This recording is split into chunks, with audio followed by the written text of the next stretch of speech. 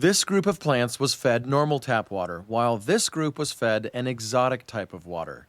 PA! Or plasma-activated water. Essentially, normal water that's been violently kissed by plasma inside what I call the Skyforge thermos. And the exposure to that plasma radically enhances the composition of the water. It worked! To the point that the water itself becomes fertilizer, increasing plant biomass by 75%. I put a lot of thought into designing this plasma thermos because plasma-enhanced water has the potential to reshape how we look at agriculture. This video is sponsored by Grüns. Plasma-activated water. It's a new concept in science, but not brand new. In fact, when I started producing plasma channel videos 10 years ago, the very first video recommendation I received was to make plasma-activated water. And while I responded to it, I honestly thought, well, I bet aliens are real too, huh? In retrospect, both parts of that thought really didn't age well. We're all going against the wind. Ironically, the science of PAW is otherworldly. Take this peer-reviewed study on growing tomatoes, for example. Published in BMC Plant Biology and archived by the NIH, it found PAW irrigation increased seedling biomass by up to 3.6 times compared to the untreated control. At harvest, PAW irrigation led to 3 times increase in fruit number and up to 3.9 times increase in plant biomass. What? And there's numerous other studies indicating lesser but still beneficial effects. So how does contact with plasma turn water into fertilizer? When air is ionized, such as from plasma, nitrogen and oxygen get broken apart into multiple reactive compounds. Apart from the obvious ozone production, there's atomic oxygen and nitrogen, nitric oxide, hydroxyl radicals, nitrogen dioxide. All very reactive stuff that disappears quickly. However, if those compounds make contact with water, they lead to nitrates, nitrites, hydrogen peroxide, and lower pH. These are the same nitrogen and oxygen compounds present in plant fertilizer. Think about that. It's amazing. The plasma combines air and water to make nutrient-rich water. PAW is essentially fertilizer for plants, but the studies are fairly mixed on whether or not it's safe for human consumption. Luckily, this video's sponsor, Grüns, basically is fertilizer we can consume. Grüns are a convenient, comprehensive formula basically packed into 8 little gummies per day. They're not like a multivitamin or a greens gummy or a prebiotic. It's more like all of them for a fraction of the price.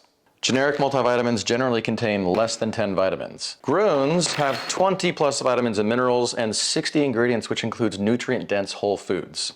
These delicious little bears support your mind and body health in very specific ways. These contain 3 times the amount of dietary fiber as other greens powders, biotin and niacinamide, which is, finger, skin, nails, super mushrooms, which, as you might guess, assist with neurological functioning, and the vitamins are fully curated to assist with immune health. These bad boys are also vegan, gluten-free, nut-free, dairy-free, with no synthetic sweeteners or coloring, which is great. So with everything I've listed, how is the taste? Well, long story short, I'd eat the whole box if I could, but don't do that. And as anyone else who's tried these knows, they're freaking delicious. You know how this goes. You can get up to 52% off your pack of Grüns by clicking the link in the description down below or scanning the QR code on screen. Health and science check, let's get to designing a plasma thermos around this. It's a magnetic mix plate which will be the base of a plasma-filled thermos. After a lot of thought, I designed a skeleton frame which wraps around both the mixer and an acrylic water chamber, ultimately supporting a high-voltage source on the top composed of a flyback, ZVS driver, and high-voltage multiplier. It would be a really tight fit, but I like a good challenge. If you have any 3D modeling goals, I recommend Onshape. They support this channel, and you can try it for free using the link in my description. After some final design tweaks, I printed the body in 3 parts, which took a total of 8 hours, and they came out really nicely. Some PLA glue to bond the parts together, and the structure was finished. The high voltage section's resin part printed a bit faster at around 3 hours. Formlabs provided the clear resin for this part, and if you want to check out their other resins, I'll link their site down below. All right, here is the body of the thermos. I designed it to be a bit abstract and futuristic looking, kind of Halo inspired, so really happy with how this turned out. The resin barrier also printed out perfectly, creating a snug fit inside the head of the thermos. As for the high voltage circuitry, that's an easy task. Plasma channel. I already have a modified ZVS driver left over from my last video and a high voltage transformer I originally wound for my plasma stove. This means I just need to build a quick voltage multiplier to complete my Pokemon set.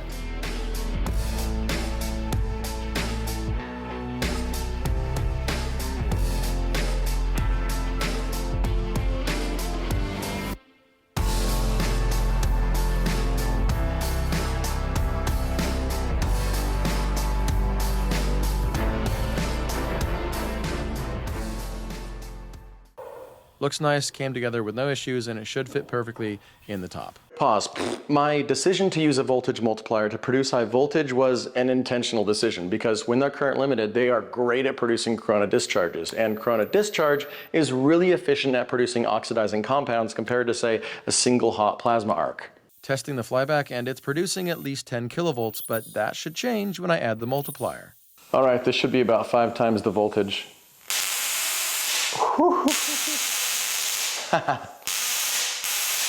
The voltage here is now in excess of 50 kilovolts as the sparks are over 5 centimeters. With a successful test, I inserted the flyback, beautiful little voltage multiplier, and the ZVS driver into the head of the thermos, kicking off the assembly.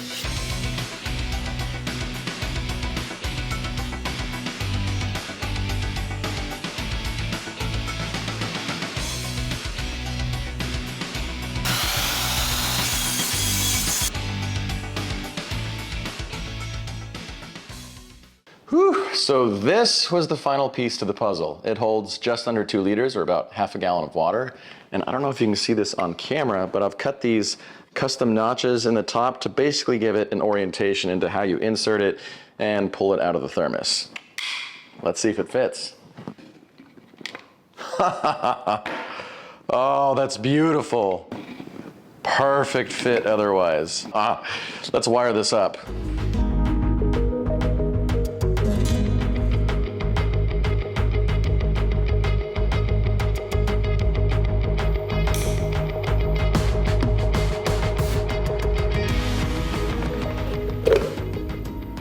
This ring electrode is a specific shape I chose to encourage corona discharge.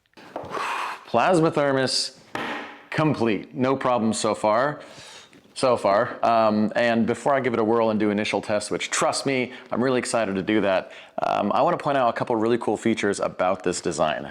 For starters, the 2-liter mixing chamber is easy to remove and insert.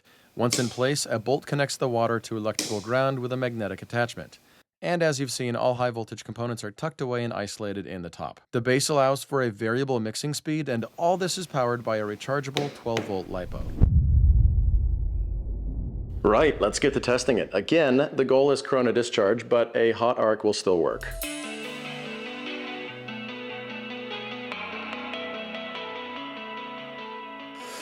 Three, two, one. Oh, we've got ignition. All right, it's not coronal discharge, but it's a start. And we've got a vortex, the water's mixing. Good. Why isn't there coronal discharge? Polarity, baby, polarity. With high voltage DC, polarity makes a massive difference with how air is ionized, how long sparks are, etc. I had the polarity wrong and the water level was too high. I did go ahead and build a second identical voltage multiplier, except that while this one we saw outputs positive high voltage DC, this one will output negative high voltage DC. Out with the positive Patty and in with the negative Nancy. Recapping because, water. Right, negative high voltage DC, lower water levels. 3, 2, 1. You hear that? That's the sound of coronal discharge. Okay, so we have an arc, but it's a huge ass arc. Twice the size as the last one. That's a lot of power. This alone could work really well. So the plasma is gorgeous, it's so beautiful, and the thermos works really well, but what about the water? Is it changing the water? Let's talk chemistry. Ideally, plasma-activated water should have a pH near 6 with 10 to 20 parts per million of nitrates and minimal nitrites. For a starting point, tap water in my little part of the world has a relatively high pH of about 8.3, likely due to dissolved minerals with no nitrates and nitrites. Using a pH-sensitive chemical, you can see the coloration of this tap water is a rich dark blue. On the other hand, tap water with acid added to bring it down to a pH of 6 corresponds to a color of vibrant yellow. Plasma treatment should turn the water from blue to yellow during tests. Sure, you can just use acid, but that's not the point. Whew, initial tests. Let's see this pH change in live time. Giving it power, I step back and let plasma do its thing. Within about a minute, there was a noticeable change in coloration, and by exactly 3 minutes, the entire mixing chamber had reached a bright yellow. It worked! pH of approximately 6. Plasma treatment had affected pH, but what about the other chemicals? This was easy to test with an over-the-shelf aquarium kit. After adding the right reagents to each vial, nitrite showed as about 3 to 4 parts per million, nitrate approximately 10 parts per million, pH as we saw 6, and ammonia, though this looks like P, is hardly present. So the water chemistry has absolutely been enhanced by using hot plasma. I mean, the goal was to use corona discharge because it's more efficient, so I refilled the thermos at a lower level in preparation for a cold plasma test. I let it run for 3 minutes, just like the hot plasma, but surprisingly, the water's pH really didn't change, so I pushed it to 5 minutes, and even then, the drop in pH was hardly noticeable.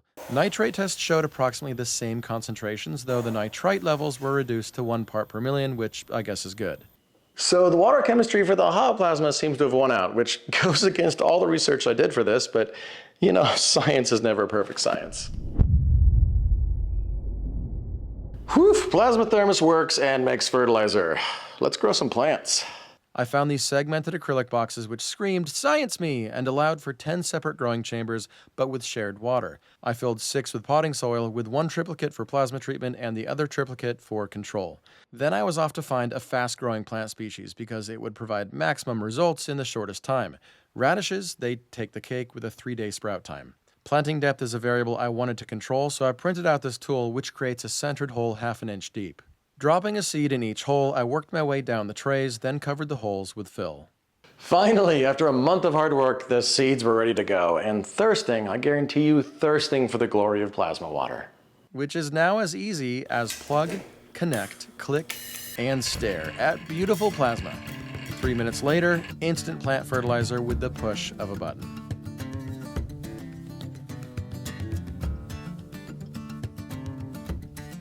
After watering, I moved the whole setup next to a really large window, and then I had to take off for a work trip for a couple of days. And when I returned, I already saw a difference.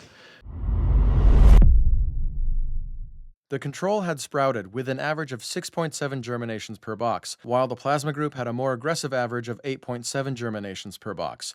Growth height was hovering around 2.5 to 3 inches, and they exhibited really strong phototaxis towards one side of the window. Meanwhile, the control group's height was around 2 inches, and they grew much more vertically. Really weird difference, like both groups are by the same large window. But who am I to judge? I'm just a giant flesh mech suit. At 9 days, the control had gained maybe a 1/4 inch and looked drunk. The plasma group had gained a healthy 1/2 inch and also looked drunk. However, there was a clear difference in biomass developing. Here's plasma and control. These brave little radishes need more time, though. Yes, I know, I overexposed all these shots. Day 9, I also gave the plants a second plasma treatment to keep that soil saturated and the results coming. At day 13, the difference was profound. The control was still looking anemic. With the exception of a couple plants, they all had the smallest leaves, like half the size of my finger. The plasma group, different story entirely. Plenty of biomass, leaves bigger than my finger, and most were on their second set of leaves. Now, due to time constraints, I couldn't let those radishes grow to maturity, but there very clearly were differences between the two groups. So let's quantify that difference using mass. After gently washing the soil out from their roots, the total biomass of the control group was 4 grams, and the plasma treatment group, 7 grams. That is a 75% increase in biomass. So holy shit, plasma-activated water increased total harvestable biomass per unit area by 75%. And taking into account that not all the seeds germinated, it increased biomass per plant by 33%. These numbers are wild, and they corroborate dozens of other studies, regardless of whether or not they were fully grown. Oh yeah, baby, the future belongs to plasma. I've learned so much from building this, and these results, they definitely need a follow-up video. This thermos worked a hell of a lot better than I could have hoped, so I named the Skyforge Thermos. Thank you so much for watching, and let me know in the comments down below if you learned anything new. Hopefully you did. Stay curious, stay classy.